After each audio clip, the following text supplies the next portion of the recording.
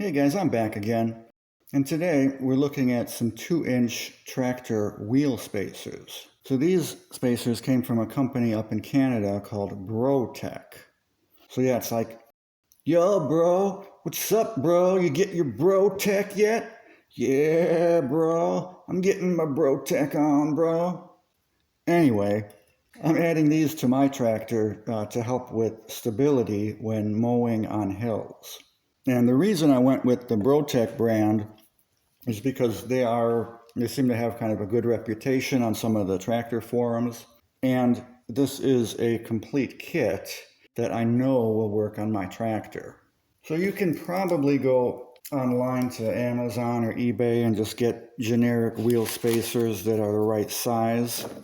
But there's no guarantee that they'll fit. And you're going to have to deal with finding bolts, and the bolts I'm sure are some kind of weird metric thread. So I decided to just go with the whole kit that has everything. I'm not specifically recommending this brand. I'm not recommending the brand. You can do whatever you want, but I think that sometimes it's just easier to spend a little bit extra money and get a complete kit. In theory, should save you some time having to track down all the parts on your own. There's one. And two. So it comes with new lug nuts, and then we will be reusing the original tractor bolts in here to attach the spacers. Now I know there's going to be some guy out there that's just chomping at the bit, getting ready to type out into the comments, "Oh, that there ballinator guy, he done gone ruined his tractor. He put them spacers on there and he wore out the wheel bearings." No, you're not going to wear out your wheel bearings, okay? That's cap. The theory is that by spacing out the wheels, you're introducing extra stress onto the axle components, which will then cause accelerated wear. My opinion that this is no different than adding extra stress by, say, putting on wheel weights, which a lot of people do, adding weighted tires, which a lot of people do, or by hauling 600 pounds of gravel in the front end loader, which is what everybody does, what the tractor is designed for. Bottom line, it's a tractor. The tractor is designed to do tractor things. People have been using them for a long time with no issues. If I have to replace the wheel bearings 18 years from now versus 20 years from now, I don't care. The amount of extra wear that these might cause, in my opinion, it's going to be minuscule. Let's get over to the tractor and get these guys installed. There are some considerations that you need to take into account before ordering wheel spacers. You need to make sure that they fit. The way Bro-Tek recommends you do it is to take a couple pieces of scrap lumber. So here's what I have here, and these measure around 2 inches. 2 inches is the size of the spacer that I wanted to order.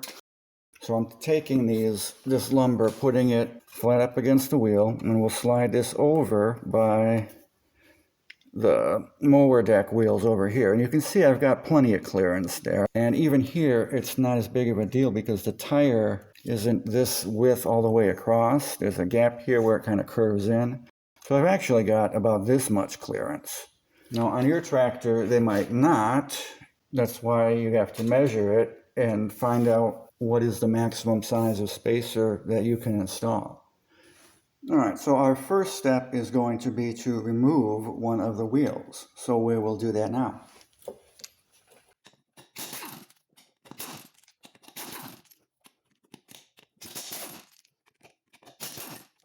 So whenever I'm doing this kind of work, I like to keep one of those magnetic bowls handy. And then we'll just put these over here. All right, so now we can remove the wheel.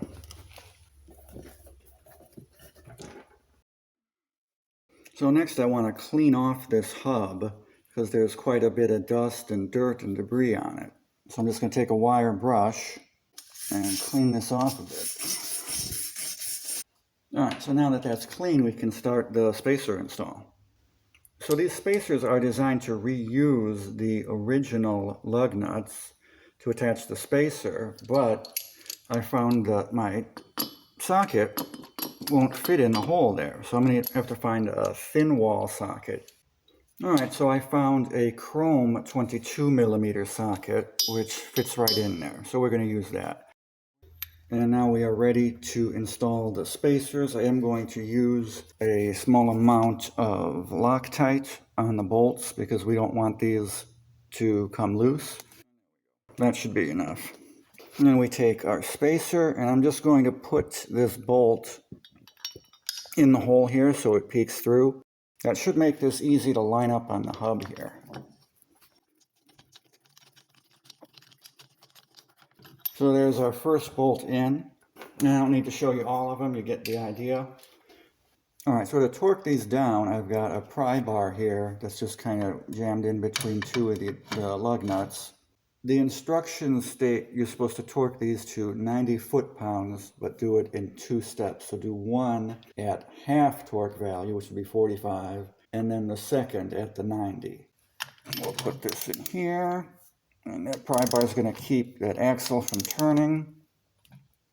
And there we go. So then we'll check the next one. We're going in a crisscross pattern, just like you would installing wheels on a car. And then we'll be ready to put the wheel on. All right, so we've got our wheel installed, and now we're ready to put the lug nuts back on. These are a different size than the original ones. The original ones used a 22 millimeter socket, whereas these are going to use a 3/4 inch socket, or a 19 millimeter socket would work too. So I'm going to start these on here by hand. I am going to spin these on with the impact. I'm just doing that to get the wheel seated.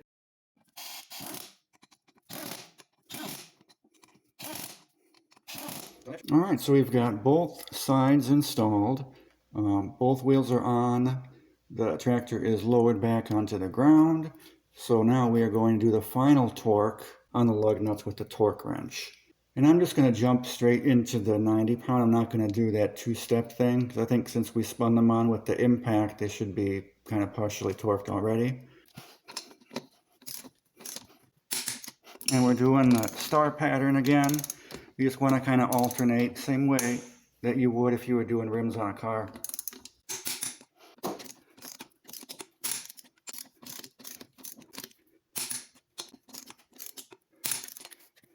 So here's kind of a top-down view looking at one of the back tires. And you can see there's plenty of clearance between the tire and that wheel on the mower deck.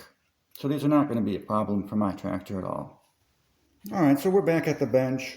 Overall, I would say that went pretty smooth. That was pretty easy. So that was probably, well, for me, it was a 3-beer job. I think if I wasn't filming with the camera, it'd probably only be a 2, maybe even a 1.5 beer. I don't know. But it went pretty quick. I'll do a follow-up video at some point after I've run these for a while to see how much extra stability does this add. Thanks everybody for watching. I'll be making more videos shortly. Bye.